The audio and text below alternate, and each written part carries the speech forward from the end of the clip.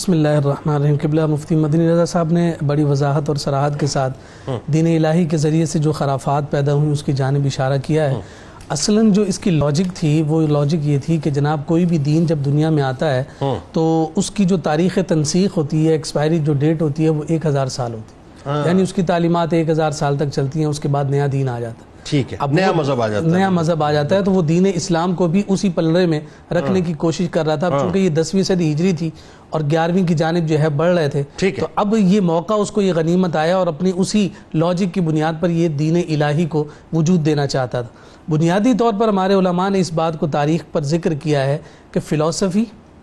اور اس فلسفی کے ساتھ اس نے نیچر کو ڈسکس کیا، اور اس فلسفی اور نیچر پر ڈسکشن کا نتیجہ یہ نکلا کہ اس نے اللہ اور نبیوں کا انکار کیا، جس کی بنیاد پر الہاد نے پروان چڑھی اور وہ الہاد کا یہ سارا کا سارا کھیل ہمارے سامنے آیا۔ کوئی بندہ تنہا کچھ نہیں کرتا، بلکہ اس کے ساتھ کچھ حواری ملتے ہیں اور اسے سبق پڑھانے والے ہوتے ہیں، جس میں 2 بڑے نام ہمیں نظر آتے ہیں، ابو الفضل اور فیضی۔ یہ دونوں جو ہے دونوں فتنہ پرور اور مختلف قسم کے مشورے دینا اور اس کے ذریعے سے اس کی سلطنت کے باقی رہنے کے اسباب اسے مہیا کرنا۔ بنیادی طور پر جیسے وہ لوگوں کے جو ہے جسموں پر قابض تھا، اور بادشاہ اکبر یہ چاہتا تھا کہ میری سلطنت اسی طرح سے قائم رہے جیسے میں ان کے جسموں کا مالک ہوں، اسی طرح سے ان کی سوچ اور فکر کو بھی اپنے ماتحت کر لوں، اور وہ اس ایسے ہوگی کہ میں کسی نئے دین کا، نئے مذہب کا بانی بن جاؤں، اور اس کے بانی بننے کے لیے اس نے دین الہی کو پروان چڑھایا اور یہ سلسلہ آگے بڑھا۔ جیسا کہ آپ نے ذکر کیا کہ علماء اور صلحاء کی ایک کثیر تعداد اس دور میں بھی موجود تھی۔ بڑے بڑے نام ہمیں نظر آتے ہیں کہ اس دور میں یہ علماء اور صلحاء موجود تھے، لیکن چونکہ اس کی طاقت اتنی زیادہ تھی کہ کوئی اس کے سامنے رکنے کو اور ٹھہرنے کو آمادہ نہیں تھا، کوئی تیار نہیں تھا۔ اب آپ یہاں دیکھیے کہ ہمیں شیخ امان پتی کے مریدین نظر آتے ہیں کہ جو دین الہی کی ان اختراعات کے سامنے اپنے گھٹنے ٹیکتے ہوئے نظر آ رہے ہیں۔ پھر اسی طرح سے بڑا نام ایک نظر آتا ہے، شیخ عبد النبی ہے، مخدوم الملک ہے، صدر الصدور ہیں۔ یہ اپنے نام کے اعتبار سے، علم کے اعتبار سے بڑی ہستیاں تھیں، لیکن یہ آپس میں دستوں گریباں تھے،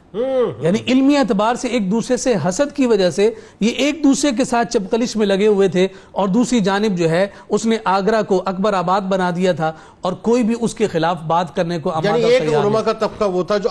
آپس کی چپکلش میں لگا ہوا تھا، دوسرا طبقہ ہمیں وہ نظر آیا کہ جو سامنے ٹک نہ سکا اور اس کی ہاں میں ہاں ملانے پر مجبور ہو گیا، جو بھی اس درباری علماء تھے، وہ جو بھی اس کے اسباب یا جو بھی وجوہات۔ بالکل صحیح۔ اب پھر یہاں پر جو ہمیں خواجہ باقی باللہ شیخ فنا فی اللہ حضرت رضی الدین رحمۃ اللہ تعالی علیہ کا جو کردار حقیقی طور پر نظر آتا ہے وہ یہ ہے کہ آپ نے براہ راست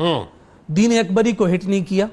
آپ نے براہ راست بادشاہ اکبر کو جو ہے اس پر اٹیک نہیں کیا، آمنے سامنے نہیں آئے۔ اچھا، ایک طبقہ علماء کا وہ بھی تھا جو تعزیرات کی زد میں بھی آ گیا تھا۔ جی بالکل، ظاہر سی بات ہے کہ وہ نہیں نہ جو ہے ان کے ساتھ شامل ہونے کو تھا، نہ مخالفت کرنے پر تھا، لیکن وہ تعزیرات کی زد میں آ گیا اور اس کی وجہ سے انہیں اب وہ طبقے کی آپ بات کر رہے ہیں کہ ہاں ٹھیک ہے۔ اب حضرت خواجہ باقی باللہ رحمۃ اللہ تعالی علیہ نے اس طریق کو اختیار فرمایا اور ڈپلومیسی کا اس رنگ آپ نے اور ڈھنگ دنیا کو عطا فرمایا کہ اس اعتبار سے بھی لوگوں کے دلوں کو مسخر کیا جا سکتا ہے۔ جن لوگوں کی ڈومیننسی تھی، جن لوگوں کا رسوخ تھا، جن لوگوں کی بات مانی جاتی تھی، امرائے سلطنت کہلاتے تھے، آپ نے وہ جو جینٹری تھی اس کو براہ راست ایڈریس کیا۔ یعنی اس میں آپ نے شیخ فرید کو، کلیج خان،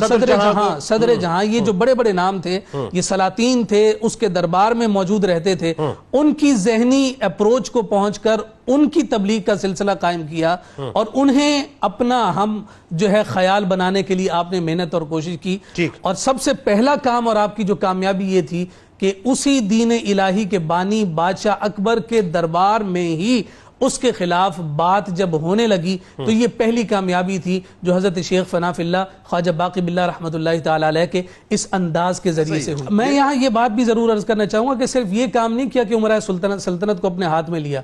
اس کا مقابلہ کرنے کے لیے آپ نے مجاہدین بھی تھے، اور ان مجاہدین میں امام ربانی مجدد الفسانی حضرت شیخ مجدد پاک رحمۃ اللہ تعالی علیہ کی شخصیت سر فہرست نظر آتی ہے۔ آپ خود تو اس کے سامنے مکالمے، مباحثے اور مجاہدے کے لیے نہیں گئے، لیکن آپ نے جو بندہ تیار کر کے اس کے پاس بھیجا تھا وہ اتنا مضبوط اور مستحکم تھا کہ جس کے ساتھ اس کے علم اور عمل کی مدد بھی تھی اور اللہ رب العزت کی تائید ایزدی بھی داخل تھی کہ جب مباحثے کے لیے مجلس سجی ہے، مباحثہ نہیں ہو سکا، اللہ کی مدد اتنی نازل ہوئی کہ ایسی ہوا چلی ہے کہ سب کچھ دربار اکھاڑ پچھاڑ کر اس ہوا نے رکھ دیا، اور وہ سارے اس کے درباری زخمی ہو گئے۔ یہاں تک ذکر کیا انہی زخموں سے بادشاہ اکبر جو ہے وہ بعد میں ہمارا ہے، یعنی آپ نے وہ مجاہد اعظم تیار کیا کہ جس نے پھر آخر میں دین اکبری کو زمین بوس کر دیا، اس کی پوری عمارت جو کھڑی ہو چکی تھی اس کو زمین بوس کر دیا۔ لیکن آپ یہ دیکھیے کہ اس کو بنیاد فراہم کرنے والے، اس عظیم عمارت کی بنیادوں کو مضبوط اور پختہ کرنے والے خواجہ فناف اللہ ہیں، اور شیخ محقق شیخ عبدالحق محدث دہلوی اگر ان کا نام لے تو حق ادا نہ، علیہ کا نام نہ لیا جائے تو یہ بھی جو ہے